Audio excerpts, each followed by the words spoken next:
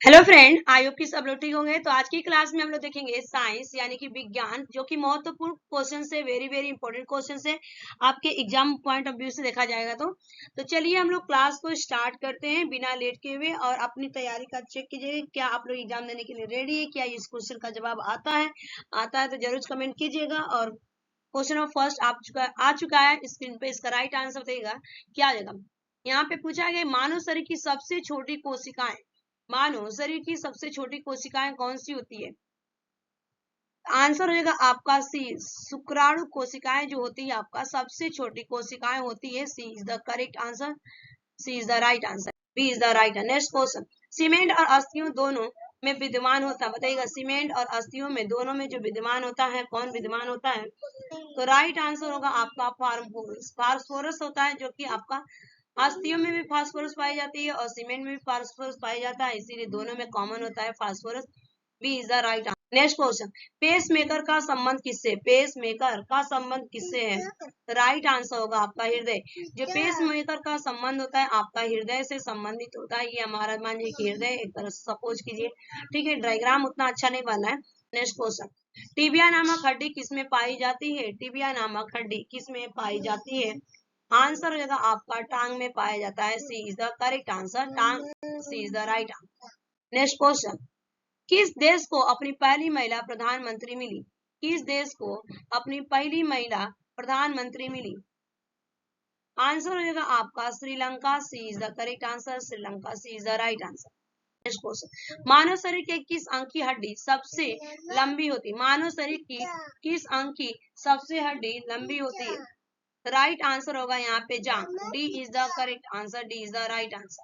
Next question, एक neuron के अष्टतंतु और दूसरे के डेंड्राइट के बीच के जंक्शन को कहा जाता है, बताइएगा।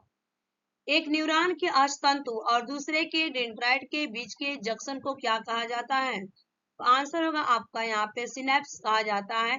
B is the correct answer, जो कि तंतु होता है और यहाँ डेंड्राइट, इनके बीच का जो गैप होता है आपका सिनेप्स कहा जाता है। B is the right answer. Next question, इंद्रधनुष सदैव किस दिशा में बनता है, इंद्रधनुष सदैव किस दिशा में बनता है। तो राइट आंसर होगा सूर्य के विपरीत दिशा में, सूर्य के विपरीत दिशा में। B is the right answer.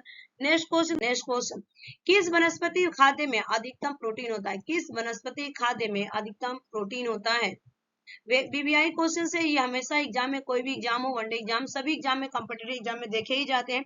चाहे आप 10th का एग्जाम दो, चाहे 8 का, 9 का, 11 का, आईसीएससी, बीएससी, सीबीएसई, आपको आईएएस बनना है, यूपीएस बनना है, आपको जो भी बनना है, आपका रेलवे में भी पूछा जाता है, चाहे सीटेट हो, यूपी टेट, सभी एग्जाम में पूछे गए ये पेपर में। तो राइट आंसर क्या होगा, soybean. C is the correct answer. Next, seed therapy किसके उपचार के लिए प्रयोग की जाती है, सीड थेरेपी किसके उपचार के लिए प्रयोग की जाती है। आंसर बताइएगा इस क्वेश्चन का राइट आंसर क्या होगा। सीड थेरेपी किसके उपचार के लिए प्रयोग की जाती है।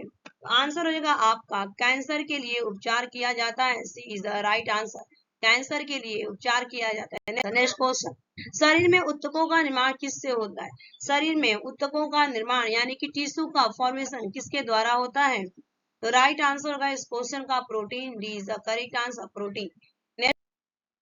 नेक्स्ट क्वेश्चन आ चुका है, मेंडल ने अपने प्रयोग के लिए किस विपर्यासी लक्षण को नहीं चुना। आंसर हो जाएगा आपका जड़ का रंग नहीं चुना था मेंडल ने अपने प्रयोग में। विपरासी पूछा गया कि नहीं चुना था, तो जड़ का रंग नहीं चुना, D is the right answer. Next question, protein संश्लेषण में भिन्न प्रकार के एमिनो अम्ल को राइबोसोम पर लाते हैं, जहां पर प्रोटीन बनता है, बताइए क्या कहा जाता है। आंसर होगा आपका टीआरएनए कहा जाता है। C is the correct answer, tRNA, C is the right answer. Next question, रक्त में पाई जाने वाली धातु पूछा गया है कि रक्त में कौन सी धातु पाई जाती है। तो आंसर होगा आपका यहाँ पे लोहा पाया जाता है, जिसे आयरन कहा जाता है। सबसे प्रचुर मात्रा में अगर बताऊं तो आपको पालक में पाया जाता है, स्पिनाच में। C is the correct answer. Next question का आंसर, नारियल का खाने योग्य भाग होता है, बताइएगा नारियल का कौन सा खाने योग्य भाग होता है। आंसर होगा गुड़ पोष, गुड़ पोष, D is the right question. Sunshine vitamin, sunshine vitamin किसको कहा जाता है, तो राइट आंसर होगा आपका विटामिन डी को कहा जाता है sunshine. D is the right answer. जब हम क्या करते हैं, सूर्य के प्रकाश में जाते हैं, तो हमारी जो शरीर में जो क्या करता है कि वहां पे उत्पन्न होता है विटामिन डी, हमारे शरीर में बनता है और ये हमारे हड्डियों को मजबूत करता है। D is the right answer होगा, राइट आंसर। नेक्स्ट क्वेश्चन, माणिक्य या रूबी या नीलम किसके ऑक्साइड है? माणिक्य, रूबी या नीलम किसके ऑक्साइड है पूछा गया है। तो राइट आंसर होगा इसमें यहाँ पे B is the correct answer होगा। इसका राइट आंसर एल्युमिनियम हो जाएगा। B is the correct answer. Next question, फूलों और बीजों को विभिन्न प्रकार के आकर्षक रंग प्रदान करता है। फूलों और बीजों को विभिन्न प्रकार के आकर्षक रंग प्रदान होते हैं।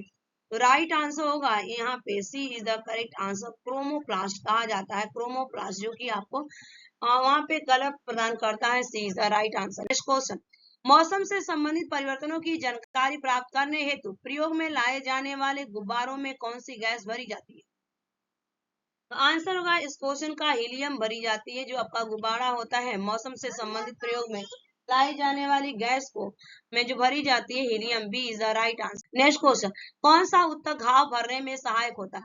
कौन सा उत्तक घाव भरने में सहायक होता है? तो राइट आंसर होगा एपिथेलियम उत्तक जो होता है कि हमारे जो शरीर में घाव भरने में सहायक करता है। एपिथेलियम एक टिश्यू होती है। B is the right answer. Next question, 1928 में यह खोज किसने की कि जब रंगीन प्रकाश की किरण किसी द्रव में प्रवेश करती है तो उस द्रव द्वारा प्रकृत प्रकाश का एक अंश भिन्न रंग का होता है? बताइएगा।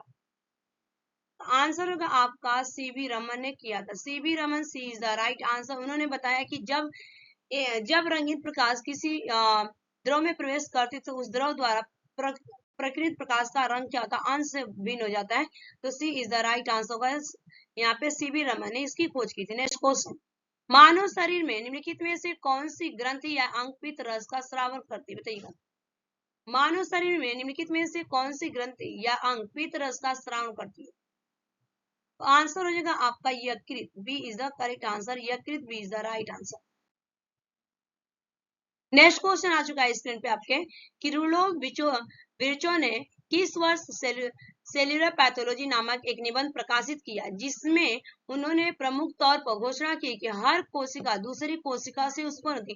किस वर्ष रुडोल्फ विर्चो ने, एक साइंटिस्ट है, उन्होंने बताया कि सेल्यूलर पैथोलॉजी की जो निबंध लिखी थी किस वर्ष उन्होंने इसको मैंने प्रकाशित किया। ठीक है, तो राइट आंसर होगा इस क्वेश्चन का यहाँ पे 1855 में। ठीक है, 1855 में उन्होंने प्रकाशित किया था। राइट आंसर क्या होगा? D is the correct answer होगा। नेक्स्ट क्वेश्चन, कोशिका झिल्लियों की सुरक्षा और लाल रक्त कोशिकाओं आरबीसी के निर्माण के लिए आवश्यक एक प्रमुख आवश्यक लिपोफिलिक वसा में घुलनशील विटामिन कौन सा है? बताइएगा। तो आंसर होगा vitamin E. Vitamin E is the right answer. D is the यानी कि करेक्ट आंसर हो जाएगा आपका D is the right answer. Next question, litmus प्राप्त होता है तो लिटमस किससे प्राप्त होता है? अगर मैं बात करूं तो लिटमस जो होता है आपका यहाँ पे, तो लिटमस हो जाएगा आपका D. D is the lichens से प्राप्त होता है। D is the correct answer. Lichens ये आपका जीवाणु और शैवाल और कवक दोनों के सहयोग से बना होता है और दोनों को सजीवी होते हैं, सिम्बायोटिक का रूप एक दूसरे की सहायता करते हैं बिना नुकसान पहुंचाए। तो लिटमस क्या करता है? ये नेचुरल एक कलर होता है और आपको नेचुरल कलर प्रदान करता रहता है। ठीक है, तो लाइकेंस से ये प्राप्त होता है। D is the right answer. Thanks for watching this video. Bye bye, take care, have a nice day. Channel पे पहली बार हो तो लाइक शेयर सब्सक्राइब जरूर कर लीजिएगा और वीडियो को ज्यादा से ज्यादा शेयर कीजिएगा ताकि दूसरे बच्चे भी पढ़ सकें और इसका लाभ उठा सकें।